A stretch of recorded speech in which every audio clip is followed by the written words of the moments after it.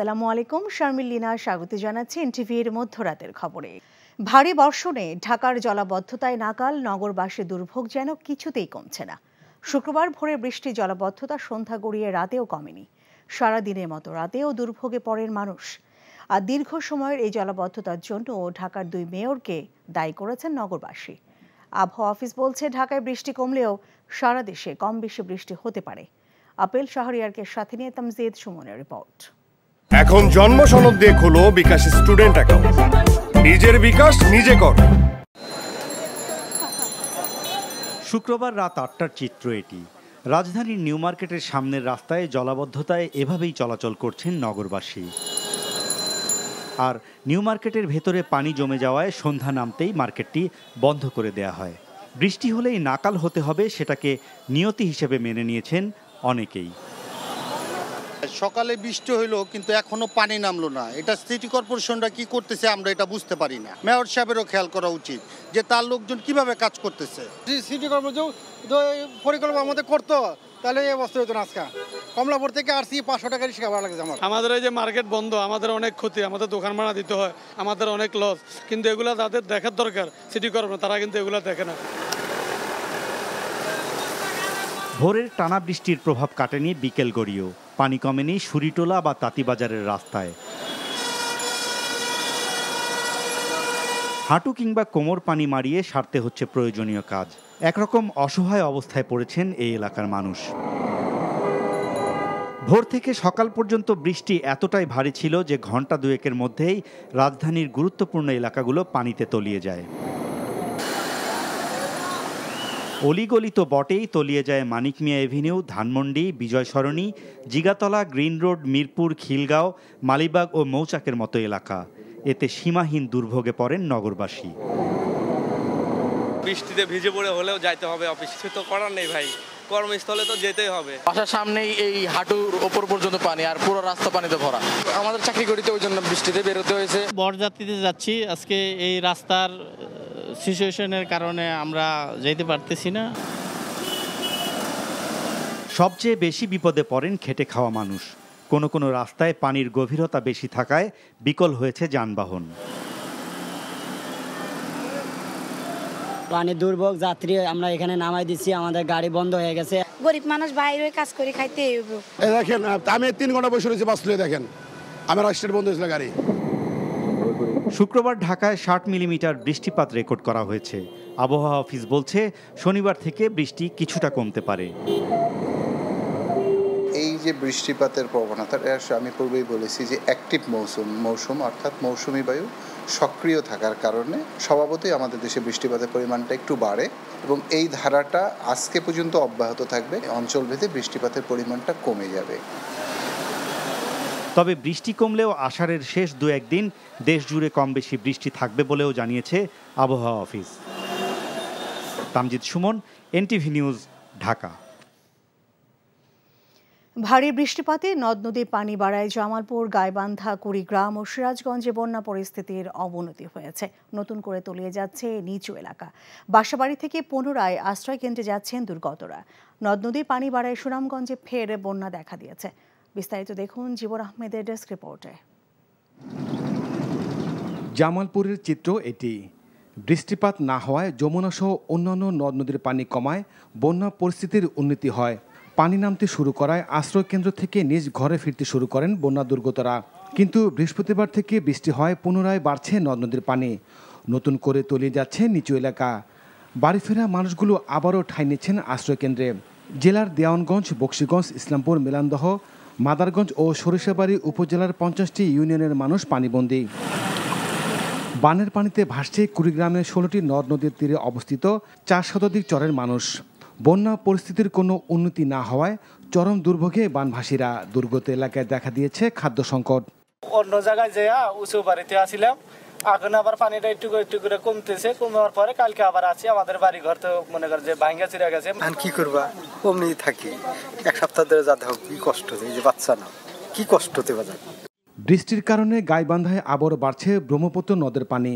ফলে জেলার সার্বিক বন্যা পরিস্থিতির আরও অবনতি হয়েছে। জেলার 165টি চরাঞ্চল এবং নদী তীরবর্তী অঞ্চলের বসবাসকারী মানুষের দুর্ভোগ বেড়েছে। টানা বর্ষণ ও ঢলে সিরাজগঞ্জে যমুনা সহ অভ্যন্তরীণ নদ নদীর পানি বাড়ছে হু হু করে। নদ নদীর তীরবর্তী ও চরাঞ্চলের কয়েক লাখ মানুষ পানিবন্দী। ভারী বৃষ্টিপাত ও উজান থেকে নেমে আসা পাহাড়ি ঢলে সুনামগঞ্জে ফের বন্যা দেখা দিয়েছে। সদর, ছাতক, দোয়ারা বাজার, বিশ্বম্বরপুর, তাহিরপুর, ধর্মপাশা, জামালগঞ্জ সহ 12 উপজেলায় বন্যা পরিস্থিতির আরও অবনতি হয়েছে। ঢলের পানিতে সুনামগঞ্জ তাহিরপুর সড়ক ডুবে যান চলাচল বন্ধ রয়েছে। বগুড়ার সারিয়াকান্দি উপজেলায় যমুনা নদীর পানি কমতে শুরু করলেও বসতবাড়িতে ফিরতে পারছেন না বন্যা দুর্গতরা। জীবন আহমেদ, এনটিভি নিউজ ডেস্ক। সারা দেশে বাংলা ব্লকেট কর্মসূচিতে হামলার বিচার ও কোটা যৌক্তিক সংস্কারের এক দফা দাবিতে বিক্ষোভ মিছিল ও সমাবেশ করেছে ঢাকা বিশ্ববিদ্যালয় সহ অন্যান্য কলেজ ও বিশ্ববিদ্যালয়ের শিক্ষার্থীরা। কর্মসূচি থেকে দাবি না মানা পর্যন্ত আন্দোলন চালিয়ে যাওয়ার ঘোষণা দেয় বৈষম্য বিরোধী ছাত্র আন্দোলনের নেতারা। নূর হোসেনের রিপোর্ট। এখন জন্ম সনদ দিয়ে খোলো বিকাশ স্টুডেন্ট অ্যাকাউন্ট। নিজের বিকাশ নিজে কর। কোটা সংস্কার আন্দোলনকারীদের দাবি আদায়ের স্লোগানে শুক্রবারও রাজধানীর রাজপথ ছিল উত্তাল। ঘণ্টাব্যাপী শাহবাগ মোড় ছিল তাদের দখলে। সব গ্রেডের সরকারি চাকরির নিয়োগে কোটার যৌক্তিক সংস্কারের এক দফার পাশাপাশি দেশের বিভিন্ন জায়গায় বাংলা ব্লকেট কর্মসূচিতে হামলাকারীদের বিচারের দাবিও জানান আন্দোলনকারীরা। শিক্ষার্থীদের উপরে হামলা করা হয়েছে। বাংলাদেশের কোথাও যদি এই জিনিসটির আরও রিপিট হয় তাহলে তরুণ প্রজন্মের এই যে প্রাণের দাবি নিয়ে আন্দোলন, এই আন্দোলনের আগুনের যে স্ফুলিঙ্গ সেটি এমনভাবে ছড়িয়ে পড়বে যেটি আর আটকে রাখা সম্ভব হবে না। আমরা কতদিন রাজপথে থাকছি সেটা আমরা যতটা নির্ধারণ করব তার চেয়ে বেশি নির্ধারণ করবে সরকার। সরকার আমাদেরকে কতদিন রাজপথে দেখতে চায়, কারণ সরকার যদি আমাদের এই দাবিটি মেনে নিয়ে কোটা বৈষম্যমূলক কোটা বাতিল করার জন্য উনি আইন পাশ করে দেন, আমরা কালকে রাজপথ থেকে উঠে যাব। দাবি আদায়ে এর আগে ঢাকা বিশ্ববিদ্যালয়ের কেন্দ্রীয় গ্রন্থাগারের সামনে থেকে বিক্ষোভ মিছিল বের করে শিক্ষার্থীরা। ক্যাম্পাস প্রদক্ষিণ করে 5টায় শাহবাগ মোড় অবরোধ করে আন্দোলনকারীরা। ঢাকা কলেজ সহ আশেপাশের কলেজের শিক্ষার্থীরাও শাহবাগে যোগ দেয়। মেধাবীরা যদি জায়গা না পায় তাহলে দেশ অবশ্যই পিছিয়ে যাবে। কেন হামলা হচ্ছে আমাদের ভাইয়ের উপর? কেন হামলা হচ্ছে বোনের উপর? কেন হচ্ছে? আমরা কি রাজনীতি করতেছি, পলিটিক্স করতেছি না? আমরা তো আমরা দাবি নিয়ে আসতেছি না। নির্বাহী বিভাগ থেকে কোটার যৌক্তিক সংস্কারের আশ্বাস না দেওয়া পর্যন্ত আন্দোলন চালিয়ে যাওয়ার ঘোষণা দেন বৈষম্য বিরোধী ছাত্র আন্দোলনের নেতারা। যদি সংসদে আইন পাস করা না হয় তার আগে আমরা রাজপথ ছাড়ছি না। 1 ঘন্টার অবরোধ শেষে পরবর্তী কর্মসূচি ঘোষণা করে আন্দোলনকারীরা। আগামীকাল আমাদের সকল বিশ্ববিদ্যালয় ও জেলায় জেলায় অনলাইন অফলাইন প্রতিনিধি বৈঠক হবে এবং বিকাল 6টায় আমরা আমাদের পরবর্তী কঠোর কর্মসূচি নিয়ে একটি প্রেস ব্রিফিং করব। এছাড়া একই দাবিতে বিক্ষোভ মিছিল ও সমাবেশ করেছে জগন্নাথ বিশ্ববিদ্যালয়ের শিক্ষার্থীরা। নূর হোসেন, এনটিভি নিউজ, ঢাকা। এদিকে সরকারি চাকরিতে কোটা সংস্কারের দাবিতে ঢাকার বাইরে দেশের বিভিন্ন স্থানে শুক্রবারও বিক্ষোভ করেছেন শিক্ষার্থীরা। রাজশাহীতে রেলপথ অবরোধ করেন আন্দোলনকারীরা। রাজশাহী বিশ্ববিদ্যালয় ক্যাম্পাসে বিকেলে বিক্ষোভ মিছিল ও পথসভা করেন শিক্ষার্থীরা। পরে মিছিল নিয়ে বিশ্ববিদ্যালয় রেল স্টেশনে গিয়ে তারা কয়েক ঘন্টা রেলপথ অবরোধ করেন। তাদের সাথে যোগ দেন রাজশাহী প্রকৌশল ও প্রযুক্তি বিশ্ববিদ্যালয় সহ বিভিন্ন কলেজের শিক্ষার্থীরা। এর ফলে নির্ধারিত সময় ছেড়ে যেতে পারেনি বেশ কয়েকটি ট্রেন। কোটা সংস্কারের দাবিতে ক্যাম্পাসে বিক্ষোভ মিছিল সহ একাধিক কর্মসূচি শেষে কুমিল্লা বিশ্ববিদ্যালয়ের সামনের সড়কে বিক্ষোভ করেন শিক্ষার্থীরা। ময়মনসিংহে আনন্দমোহন কলেজের সামনে এবং শহরের প্রধান প্রধান সড়কে বৈষম্য বিরোধী ছাত্র আন্দোলনের ব্যানারে বিক্ষোভ মিছিল ও সমাবেশ অনুষ্ঠিত হয়েছে। নীলফামারী সহ দেশের বিভিন্ন স্থানে কোটা সংস্কারের দাবিতে বিক্ষোভ করেছেন বিভিন্ন শিক্ষা প্রতিষ্ঠানের শিক্ষার্থীরা। এছাড়া আন্দোলনরত শিক্ষার্থীদের ওপর পুলিশের হামলার প্রতিবাদে মশাল মিছিল করেছে সিলেটের শাহজালাল বিজ্ঞান ও প্রযুক্তি বিশ্ববিদ্যালয়ের শিক্ষার্থীরা।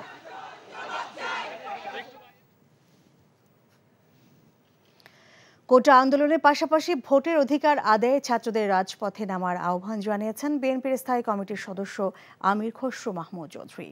আর স্থায়ী কমিটির সদস্য নজরুল ইসলাম খান বলেছেন, সবশেষ একটি দেশ থেকে যে পরিমাণ আর্থিক সহায়তার প্রতিশ্রুতি পেয়েছে সরকার, তার চেয়েও কয়েক গুণ বেশি টাকা দুর্নীতি করেছে গুটি কয়েক সরকারি কর্মকর্তা। মিজান রহমানের রিপোর্ট। জাতীয় প্রেস ক্লাবে গণতন্ত্র মঞ্চ আয়োজিত আলোচনা সভায় বিএনপির স্থায়ী কমিটির সদস্য আমির খসরু মাহমুদ চৌধুরী বলেন, কোটা পদ্ধতির মাধ্যমে মেধাকে ধ্বংস করা হচ্ছে। সরকারকে হঠাতে কোটা আন্দোলনের মতো ভোটের অধিকার আদায়ে শিক্ষার্থীদের মাঠে থাকার আহ্বান আমির খসরু মাহমুদ চৌধুরীর।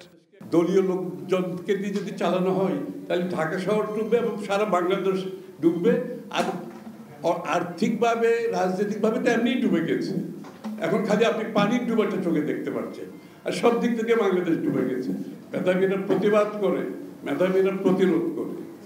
আমি ছাত্রদের একটি অনুরোধ করব, তারা যেভাবে কোটার জন্য লড়াই করছে, তাদের ভোটের জন্য তাদেরকে লড়াই করতে হবে। এদিকে শুক্রবার সন্ধ্যায় চেয়ারপারসনের গুলশান কার্যালয়ে বিএনপির লিয়াজো কমিটির সাথে বৈঠক করে যুগপৎ আন্দোলনের শরিক দল এলডিপি, লেবার পার্টি ও সমমনা জোট। বৈঠক শেষে কমিটির সমন্বয়ক স্থায়ী কমিটির সদস্য নজরুল ইসলাম খান বলেন, এদেশের সাবেক সেনাপ্রধান, পুলিশ প্রধান থেকে শুরু করে সচিব ও সরকারি গাড়ি চালক দুর্নীতি করে হাজার হাজার কোটি টাকা লুটপাট করেছে। আমাদের দেশের সরকার প্রধান সম্প্রতি একটা দেশে গেলেন, সেখান থেকে কিছু সহযোগিতার প্রতিশ্রুতি পেয়েছেন। যে পরিমাণ সহযোগিতার প্রতিশ্রুতি পেয়েছেন, এর এক একজন দুর্নীতিবাজ তার চেয়ে বেশি টাকার দুর্নীতি করেছেন। এই তো বাস্তবতা আর কি। এরকম একটা বাস্তবতায় দেশ পড়েছে। এখান থেকে দেশকে উদ্ধার করার জন্য আমাদের ঐক্যবদ্ধভাবে লড়াইটা চালিয়ে যেতে হবে। সমমনা সব দলের সাথে অল্প কয়েকদিনের মধ্যে বৈঠক শেষে গণতন্ত্র, ভোটাধিকার ও দলীয় চেয়ারপারসনের মুক্তির দাবিতে নতুন কর্মসূচি ঘোষণা করা হবে বলেও জানান বিএনপি নেতারা। Mizan Rahman, NTV news, Dhaka. শিক্ষার্থীদের আন্দোলনের ওপর স্বাধীনতা বিরোধী অপশক্তি ভর করেছে বলে মন্তব্য করেছেন আওয়ামী লীগ সাধারণ সম্পাদক ওবায়দুল কাদের। শুক্রবার সন্ধ্যায় গণমাধ্যমে পাঠানো বিবৃতিতে আওয়ামী লীগ সাধারণ সম্পাদক বলেন, সরকারি চাকরিতে কোটা সংস্কার নিয়ে হাইকোর্টের রায়ের ওপর 4 সপ্তাহের স্থিতাবস্থা দিয়েছে আপিল বিভাগ। এই আদেশের পর হাইকোর্টের রায়ের কার্যকারিতা থাকে না বলে মনে করেন ওবায়দুল কাদের। তাই শিক্ষার্থীদের আন্দোলনের যৌক্তিকতা নেই বলেও মন্তব্য করেন তিনি। যে কোনো আন্দোলন হলেই বিএনপি জামায়াত সেটাকে হাতিয়ার বানাতে চায় উল্লেখ করে ওবায়দুল কাদের বলেন, এখন সেই অপশক্তি কোটা আন্দোলনের উপর ভর করার অপচেষ্টা করছে। এদিকে আইনমন্ত্রী আনিসুল হক বলেছেন, যারা স্বাধীনতার বিরোধী, যারা বঙ্গবন্ধুকে সপরিবারে হত্যা করেছে, সেই প্রেতাত্মারাও কোটা সংস্কার আন্দোলনে নেমে ষড়যন্ত্রে লিপ্ত। শুক্রবার দুপুরে ব্রাহ্মণবাড়িয়া আখাউড়া রেলওয়ে জংশন স্টেশনে এক অনুষ্ঠানে যোগদানকালে সাংবাদিকদের তিনি কথা বলেন। নতুন প্রজন্মের শিক্ষার্থীদের সর্বোচ্চ আদালতের আদেশ মেনে নিয়ে ঘরে ফিরে যাওয়ার আহ্বান জানান মন্ত্রী। বলেন, জনগণের জানমাল রক্ষার দায়িত্ব কেউ বাধাগ্রস্ত করলে সরকার আইন অনুযায়ী ব্যবস্থা নেবে। কোটা সংস্কার আন্দোলনকারীদের জনগণের অসুবিধাজনক কার্যক্রম থেকে বিরত থাকার আহ্বান জানান মন্ত্রী।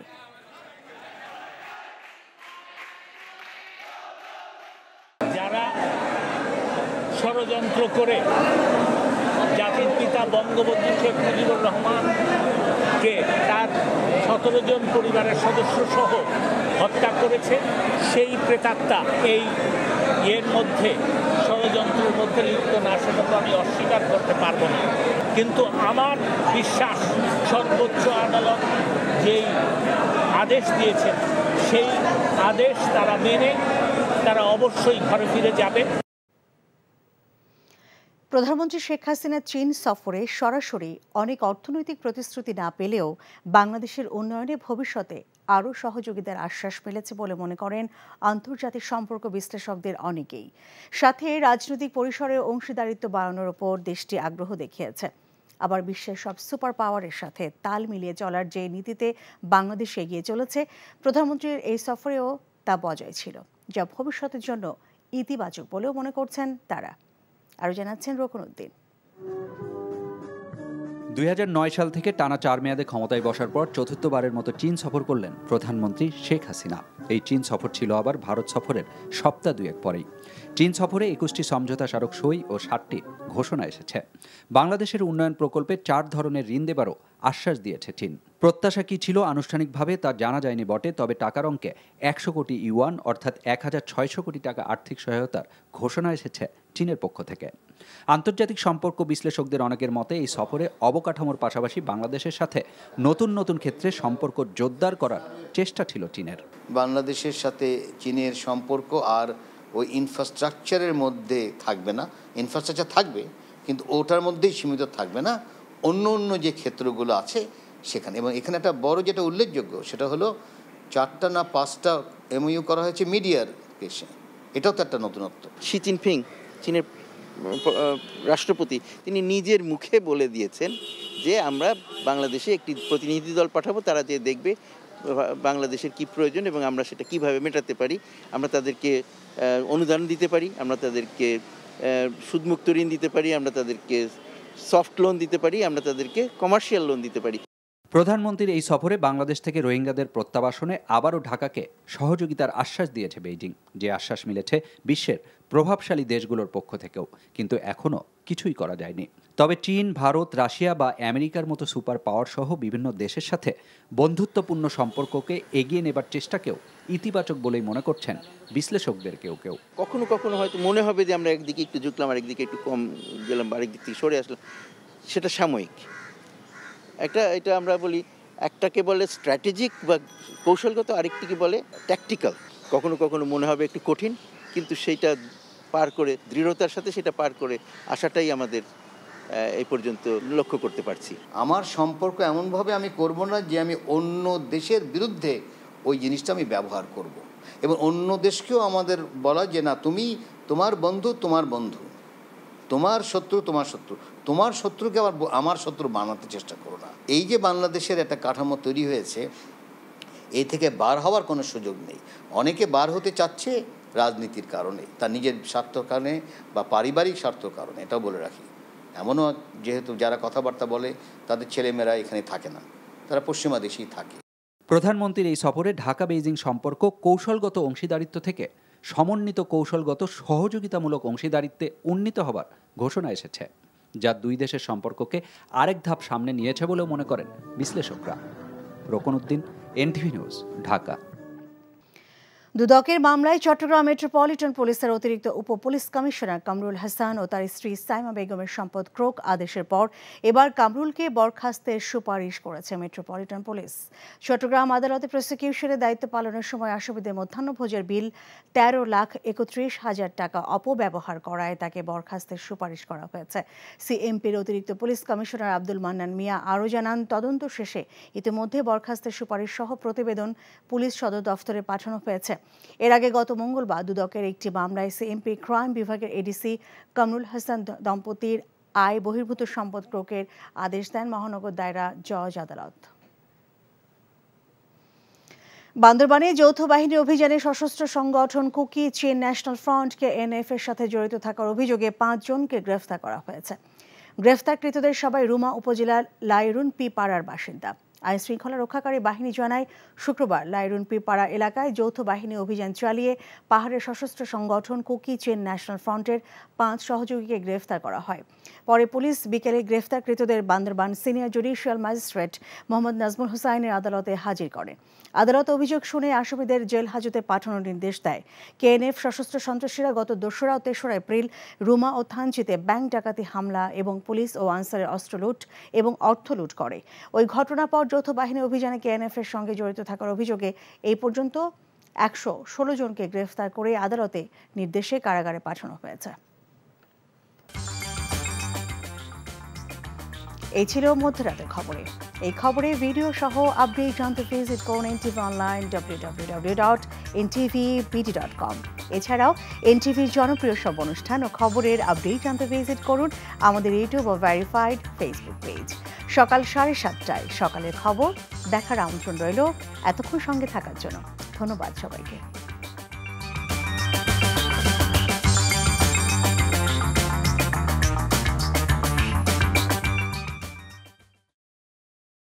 এখন জন্ম সনদ দিয়ে খোলো বিকাশ স্টুডেন্ট অ্যাকাউন্ট। নিজের বিকাশ নিজে কর। ভালোবাসাটা কি জানো? 1 মণ দুধের মধ্যে 1 ফোঁটা গরুর চোনা। এই 1 ফোঁটা গরুর চোনা যেমন 1 মণ দুধকে নষ্ট করে দেয়, ঠিক সেরকম ভাবে প্রেম ভালোবাসাটা তোমার ক্যারিয়ারটাকে একদম নষ্ট করে দেবে। তোর জন্য কেন আমার এত টান, তুই ছাড়া কাঁদে আমার অবুঝ পরাণ। দূরে গেলে বুকে ভালোবাসা জাগে, তোর জন্য আমার বড্ড মায়া লাগে। কাছে টাকা চাইতেছো, সেরকম আমারও তোমার কাছে একটা চাওয়া আছে। স্যার ইভেন এটাও বলছে যে আপনি নাকি পড়াশোনা ভালো মতো শেখান না।